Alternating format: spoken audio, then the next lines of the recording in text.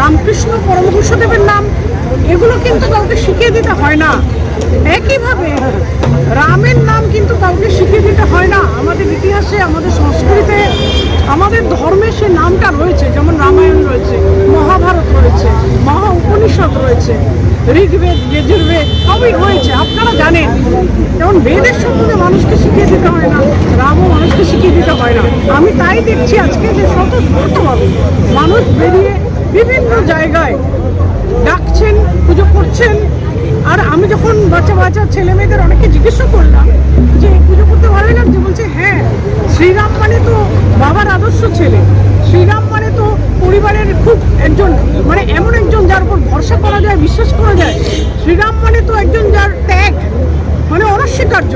সুতরাং যখন আমরা পুজো করছি আমাদের মন খুব ভালো হয়ে উঠছে, শুনেও ভালো লাগলো। ম্যাডাম, একদিকে কথাটা অত্যন্ত একটা গুরুত্বপূর্ণ কথা। আমরা সবাই সংহতি চাই, সংহতি ছাড়া সমাজ হয় না। সমাজ কোনো একক ব্যক্তি, একক জাতি, একক ধর্ম নিয়ে সমাজ নয়।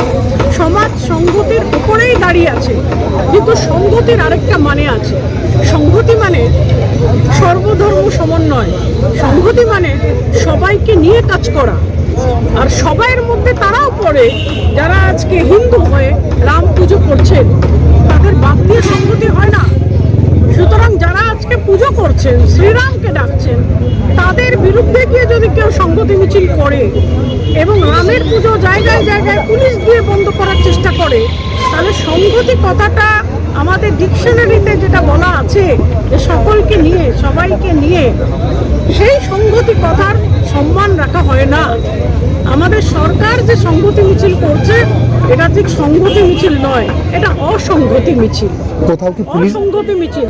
হিন্দু ধর্মটা ভারতবর্ষের খুব বড় ধর্ম, majority religion. We are a majority এবং you must respect the majority. If you respect the majority, you respect the culture and the religion of the majority.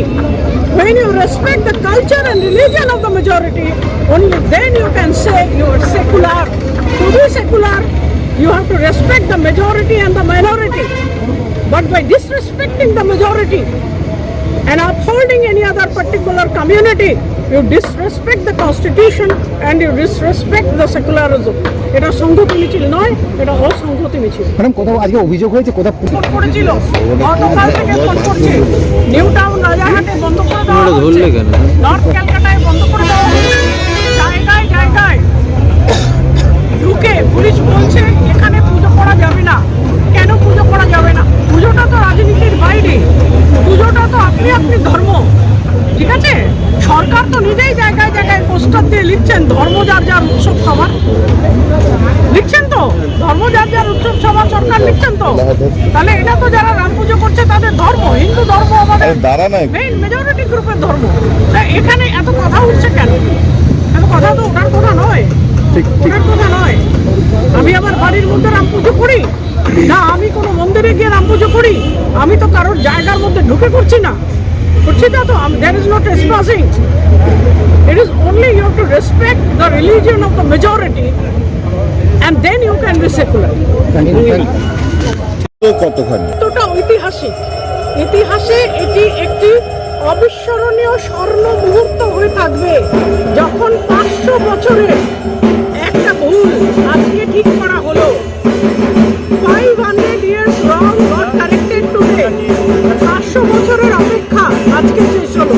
তাই এটা ঐতিহাসিক স্বর্ণ মুহূর্ত, যখন রাম রাজত্বের প্রথম স্তম্ভের প্রতিষ্ঠা হলো, রাম মন্দির অযোধ্যা দিয়ে, যেটা আমাদের ভারতের রাষ্ট্র মন্দির হিসেবে চিহ্নিত হবে।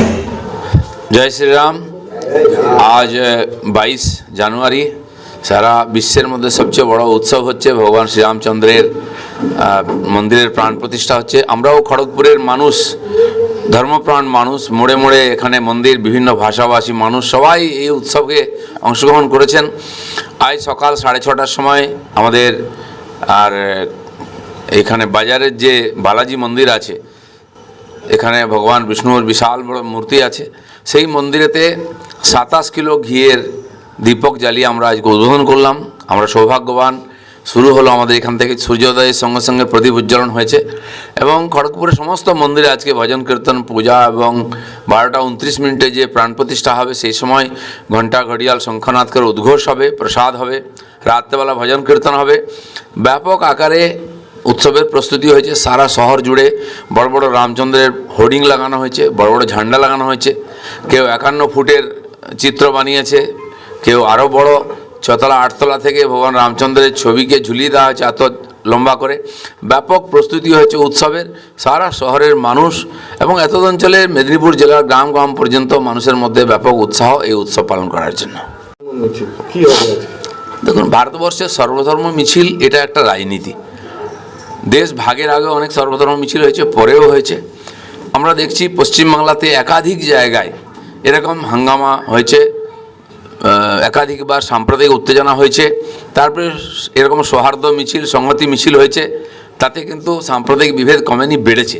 সেজন্য এসব ভুলে গিয়ে আসুন রামচন্দ্রের নামে এক হয়ে উৎসব করুন, তাতেই বিভেদ মিটতে যাবে। মুসলিম সমাজও আনন্দ করতে চাইছে। মুসলিম বোনেরা মায়েরাও গিয়ে মন্দির ঝাড়ু দিচ্ছেন, তারা রামচন্দ্রের আরতি করছেন, তারাও তীর্থক্ষেত্রে যেতে চাইছেন। যিনি এবং যার বাবা বাবরি মসজিদ নিয়ে কেস লড়েছেন, লড়াই করেছেন, তিনিও আজকে আমন্ত্রিত রাম মন্দিরের উদ্ঘাটনে, তিনিও সসম্মানে ওখানে উপস্থিত থাকবেন। এটা থেকে সবার শেখা উচিত। এটা এক হওয়ার সময়, বিভেদ করার সময় নয়। এটা কি সন্ত্রাস সৃষ্টি করার জন্য করা হচ্ছে কি মনে করছেন? ওনারা ভাবছেন যে আমাদের বোধহয় অস্তিত্ব চলে যাবে রাজনীতিকভাবে, তাই কিছু লোককে বিচ্ছিন্ন করার চেষ্টা করছেন। মানুষের সদ্বুদ্ধি হয়েছে, তারা আলাদা হবেন না, তারা এক হয়ে ভারতকে এগিয়ে নিয়ে যাবেন। আপনার নজর ঘোরাতে সমাজে ঘৃণা ছড়াতে চায় বিজেপি, আর এসে স্তোপ হচ্ছে রাহুলের। দেখুন, কিছু লোক, এই যে মহান উৎসব হচ্ছে ভারতবর্ষে তথা বিশ্বজুড়ে, 500 বছর পরে রামচন্দ্র আসছেন, 1000 বছরের বেশি পরাধীন ছিলাম আমরা, আমাদের ধর্মের জাগরণ হচ্ছে। সারা বিশ্বের তথা ভারত সনাতনী এবং বিশেষ করে অন্য ধর্মের লোকও ভারতে যারা আছেন সবাই এই উৎসবে সামিল হয়েছেন। কিন্তু কিছু লোক রাজনীতি দেখছেন, রাজনীতি করছেন, রাজনীতির কারণে এই উৎসবে সামিল হতে পারছেন, এটা ওদের দুর্ভাগ্য। পশ্চিমবাংলাতেও আলাদা মিছিল করার চেষ্টা চলছে। আমি সমস্ত ভারতবাসীকে আবেদন করব, আসুন এক হয়ে রামচন্দ্রের নামে, যিনি আমাদের পূর্বপুরুষ ছিলেন, যিনি একজন রাজা ছিলেন, তাকে কেন্দ্র করে আমরা এক হয়ে নতুন দেশ তৈরি করি। আমি মুসলিম বন্ধুদেরকে আবেদন করব যে দেখুন, এই ভারতবর্ষের যারা মহাপুরুষ রামের, তারা আপনাদেরও পূর্বপুরুষ। আমাদের রক্তে, আমাদের শরীরে একই রক্ত আছে। রাজনীতির কারণে বিভেদ করেছে ইংরেজ, সেই বিভেদ চালিয়ে দেওয়ার চেষ্টা হচ্ছে। আপনারা কমপক্ষে এই সময় আসুন, এই উৎসবে সামিল হন। নাহলে কি আছে, যারা আজকে আপনাদের বিচ্ছিন্ন করছেন, মমতা ব্যানার্জির মতো লোকেরা, কদিন পরে সেই সরকার থাকবে না, সেই পার্টি থাকবে না, তিনি থাকবেন না, এই দেশ থাকবে। হিন্দু মুসলমান একসঙ্গে থাকবে। আমাদের ভবিষ্যৎ এক, আমাদের অতীত এক, একসঙ্গে থাকতে হবে। এই উৎসবে যদি আপনারা যোগদান না দেন, বিরোধিতা করেন, হিন্দু সমাজ চিরদিন মনে রাখবে যে আপনারা এই মহান উৎসবে আমাদের সঙ্গে ছিলেন না। যেন একসঙ্গে থাকতে হলে আমাদের ভবিষ্যৎও এক হবে। এক হয়ে দেশকে উন্নত করে সুখে থাকতে চাই আমরা। তৃণমূল নেত্রীর সংহতি মিছিলের আহ্বানের মধ্য দিয়ে ভাটপাড়ায় রাম পুজোর আয়োজন দলীয় কাউন্সিলরদের। সমস্ত পার্টির সমস্ত মানুষ তারাও এই উৎসবে সামিল হতে চাইছেন, কিন্তু রাজনৈতিক বিভাজনের মাধ্যমে বিরোধী শক্তি, বিশেষ করে ইন্ডি জোটের অনেক নেতারা তাদেরকে আলাদা করার চেষ্টা করছেন রাজনৈতিক কারণে।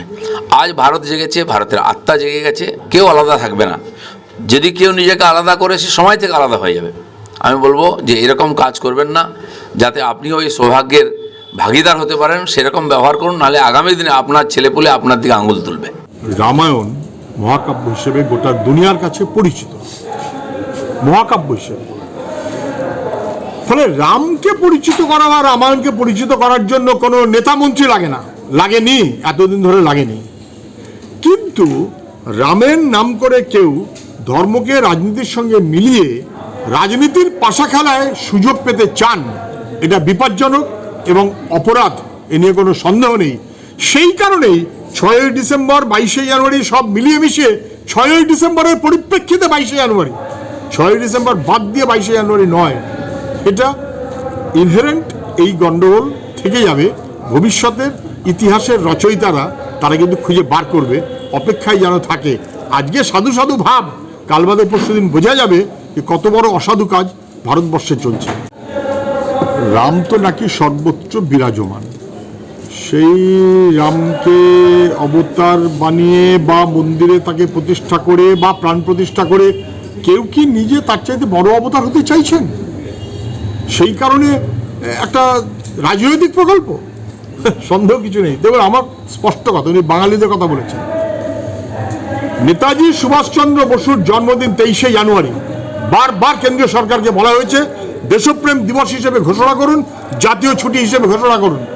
যে সরকার নেতাজির জন্মদিনকে গুরুত্ব দিতে রাজি না, জাতীয় ছুটি ঘোষণা করতে রাজি না, 23শে জানুয়ারির পরিবর্তে আগের দিন 22শে জানুয়ারি তারা অর্ধ ছুটি ঘোষণা করে, এটা পাগলের রাজত্বে আমরা আছি তার প্রমাণ। যে কথাটা বলেছেন তার বাংলা মানে হচ্ছে এই যে, বাবা অভিষেক, তুমি কিরকম নেতা হচ্ছে, তুমি তো প্রতিহিংসা পরায়ণ। এটি তুমি বলে দিলেন। অভিষেক ব্যানার্জির কাছে আবেদন করবো, উনি যোগ্য হচ্ছেন কিন্তু যেন প্রতিহিংসা পরায়ণ না হন, কারণ উনি প্রতিহিংসা পরায়ণ। এটাই তো তৃণমূলের নেতারা জানে, এমএলএরা জানে, সবাই জানে। এবং আমি বলছি এটা অভিষেক বলে কথা না, তৃণমূলের নেতারা তাদের ব্যক্তিগত লুঠের রাজত্ব চালু করার জন্য তৃণমূলের বাহিনীকে ব্যবহার করেন এবং প্রয়োজন মতন ছুঁড়ে ফেলেন, লুট করেন, ছোবড়া করেন এবং তারপর নিজের আখের গোছাবার জন্য চেষ্টা করেন। যে যত বড় নেতা সে তত বড় চোর, যে যত বড় নেতা সে তত বেশি আখের গোছাচ্ছে। এটা ব্যক্তিগত ক্ষমতার জন্য রাজনীতি, তৃণমূলে তার প্রতিফলন।